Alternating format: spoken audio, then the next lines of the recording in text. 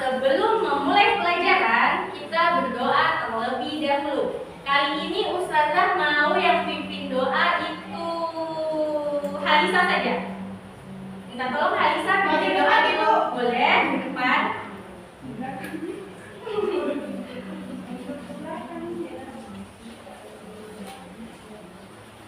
Mari teman-teman, sebelum kita belajar, mari kita berdoa. Berdoa dimulai. Berdoa selesai. Kita dulu. Oke, terima kasih Halisa. Sama. Baik, pada kesempatan kali ini kita akan belajar tentang mengkonsumsi makanan dan minuman yang halal. Sebelumnya ada yang tahu tidak makanan dan minuman yang halal itu seperti apa sih? Ada yang tahu? Bisa katakan? Apa, Rauda? Minuman yang halal itu kayak apa? air putih, air mineral. Oke, air putih, air mineral. Ada lagi yang lain? Kalau Fanta itu Fanta, terus apa lagi? Makanan. Siapa tahu ada yang tahu makanan yang halal? Sosis, mie, martabak. Iya, benar sekali. Semua yang kalian sebut itu benar. Selanjutnya kita akan membahas pengertian dari makanan yang halal. Jadi, makanan yang halal adalah makanan yang boleh kita makan menurut ketentuan syariat Islam. Sebagai seorang muslim, kita harus makan makanan yang di dalamnya ada 2 syarat atau ada poin-poin penting yang harus kita perhatikan sebelum memakan makanan sebagai seorang muslim.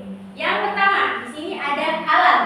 Jadi makanan yang kita makan itu wajib dari bahan-bahan yang halal atau yang sudah ditentukan oleh syariat, itu makanan yang halal. Yang kedua, yaitu thayyib, artinya baik. Jadi makanan yang kita makan itu selain halal, dia juga harus thayyib. Thayyib di sini artinya baik, tidak hanya baik buat tubuh, dia juga bernutrisi untuk tubuh, bergizi dan juga dapat menyehatkan tubuh. Oke, yang selanjutnya, hal ini itu sesuai dengan perintah Allah dalam Al-Quran surah Al-Ma'idah ayat 88. Ustazah minta tolong Rauda coba bacakan dulu bahasa Arabnya apa? Bunyinya?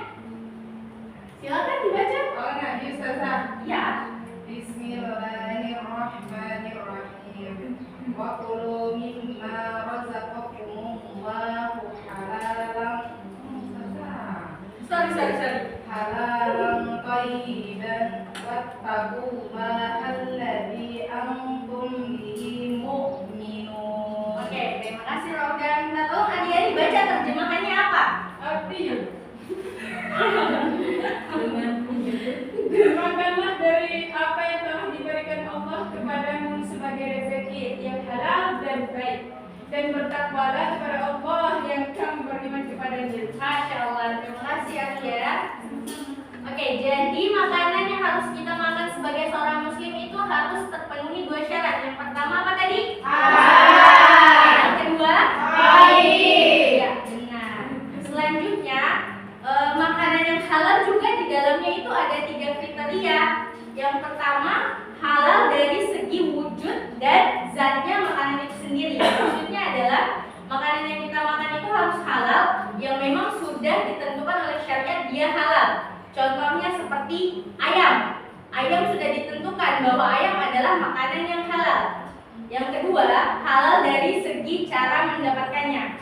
Kita juga kalau pengen makan harus dengan mendapatkannya itu dengan cara yang halal. Misalnya kita pengen makan ayam, tapi caranya kita itu mencuri, atau mungkin temannya kita punya ayam, tapi karena kita pengen sekali makan ayam, tapi kita nggak punya, yang punya itu temannya kita, akhirnya kita ambil ayamnya. Itu tidak boleh, itu tidak masuk kategori makanan yang halal. Kenapa? Karena cara mendapatkannya dengan cara yang salah. Yang ketiga, yaitu halal dari segi proses pengolahannya. Jadi makanan yang kita makan pun walaupun dia sudah halal, tapi cara olahnya salah, cara masaknya salah, itu juga tidak boleh. Contohnya, misalnya kita pengen masak ayam, kita punya ayam nih di rumah, tapi Tapi kan kita mager, pengen cepat-cepat, jadi kita ambil ayam terus kita main patah lehernya gitu aja, terus kita masak. Padahal harusnya dalam Islam itu kalau pengen makan ayam dengan cara kita sembelih terus baca basmalah. Nah kalau caranya salah maka itu tidak masuk kategori makanan yang halal. Oke, pintar. Selanjutnya Boba. jadi selain makanan, kita juga punya minuman yang halal. Ibu suka boba ya? Iya, suka sekali. Boleh dong, siapa tahu mungkin bisa. Boleh Bu. Kita minum bareng-bareng kan. Oke, selanjutnya minuman yang halal itu adalah minuman yang boleh diminum menurut ketentuan syariat Islam, sama kayak makanan, sama-sama menurut ketentuan syariat Islam. Syaratnya juga ada 4. Yang pertama, minuman itu tidak boleh memabukkan. Jadi kalau misalkan kita dapati minuman yang ternyata bikin kita mabuk, berarti dia tidak termasuk minuman yang halal. Kedua, tidak membahayakan, seperti misalnya alkohol, itu contoh minuman yang tidak yang membahayakan karena dapat membuat kita mabuk, kemudian jadinya ketergantungan. Terus yang ketiga, ada tidak najis. Jadi minuman yang kita minum pun tidak boleh ada najisnya di dalam. Misalnya kita punya boba, tapi ternyata di dalam boba itu sebelumnya sudah dikencingi sama kucing, sama cicak, sama anjing. Terus kita minum, padahal kita sadar itu sudah kotor, sudah dimasuki najis. Nah itu tidak termasuk, itu termasuk dalam minuman yang bukan minuman yang halal. Jadi tidak boleh dikonsumsi. Selanjutnya yaitu didapatkan dengan cara yang halal. Seperti biasa, semua makanan dan minuman harus didapatkan dengan cara yang halal ketika kita ingin mengkonsumsi. Karena kalau misalkan cara mendapatkannya tidak halal ya berarti tidak bisa. Itu tidak masuk kategori makanan atau minuman yang halal. Oke, yang terakhir. Jadi kita mengkonsumsi makanan dan minuman yang halal itu ada manfaatnya, tidak mungkin tidak ada manfaatnya. Manfaat yang pertama, mendapatkan ridho Allah Subhanahu wa Ta'ala. Jadi kalau misalkan kalian pengen dapat ridho Allah, salah satunya itu dengan makan dan minum minuman yang halal. Yang kedua, dengan makanan dan minuman yang halal akan membuat kita itu punya akhlak yang baik. Karena makanan dan minuman yang halal yang masuk ke dalam kita punya tubuh, insya Allah akan membantu kita punya akhlak yang baik. Yang selanjutnya yang terakhir, yaitu ketika kita ingin makan dan juga minum dari makanan dan minuman yang halal, insya Allah kita punya kesehatan akan terjaga. Jadi kita nggak akan mudah sakit karena kita punya makanan dan minuman itu halal. Oke, dari penjelasan yang sudah Ustazah jelaskan, apakah ada pertanyaan?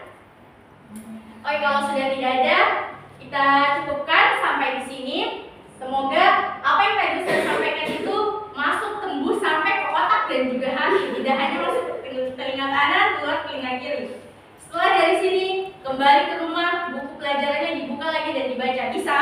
Bisa.